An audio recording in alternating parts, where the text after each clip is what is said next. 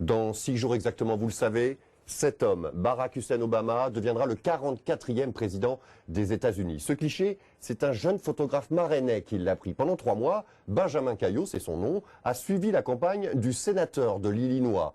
Un road movie qui fera l'objet d'une exposition à La Rochelle à partir de mardi prochain, jour de l'investiture d'Obama le Noir à la Maison-Blanche. Tous ces dégradés de peau de couleur, regarde.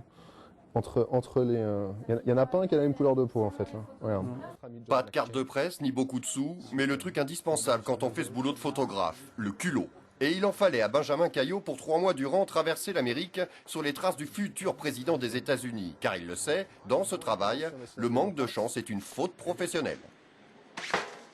Genre je débarque avec mon sac à dos, alors comment ça se passe l'Amérique? Et en plus je jouis d'une grande chance et puis surtout d'une grande audace qui me permet de rencontrer Hillary Clinton, de faire des photos de Bill Clinton, bonjour Barack, d'être dans le dos de Sarah Palin pendant une demi-heure parce qu'il y a un militant républicain qui me trouve très sympa et qui me dit de passer derrière, jusqu'à ce qu'un agent de sécurité dise « Mais qu'est-ce que tu fais là toi ?» McCain, Palin, Obama. Bien sûr, comme ses confrères, Benjamin a mitraillé les héros médiatiques de cette épopée américaine. Mais Citizen Ben, titre de son reportage, c'est surtout une immersion dans les coulisses de cette historique élection. Un regard sur un peuple que l'on croyait à jamais englué dans le néo-conservatisme arrogant de George Bush. Par exemple, je me suis invité à l'anniversaire d'un gars qui, au lieu de se faire payer des cadeaux dont il n'avait pas forcément l'utilité, en fait a dit à tous ses convives donnez des sous à Obama dans une grande cagnotte et on fera une loterie avec ça et vous pourrez gagner stickers d'Obama, dédicaces d'Obama, le CD qui va bien. Vraiment, chacun a essayé d'apporter sa petite pierre à l'édifice.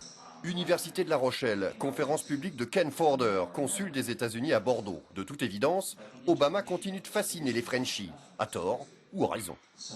Je crois que le Français comprend très bien l'importance de cette élection, le côté historique, mais je crois qu'il y a un peu d'une exagération de la différence entre les deux candidats ici, spécialement autour de la politique internationale. Mais ça, c'est mon opinion, non?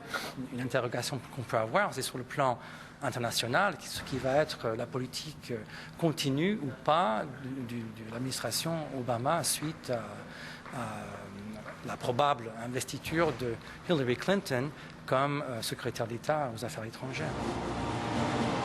Le 20 janvier 2009, un Noir sera donc à la tête de la première puissance mondiale, avec sur les bras une crise économique sans précédent, un bilan diplomatique catastrophique et 2 guerres en forme de bourbier.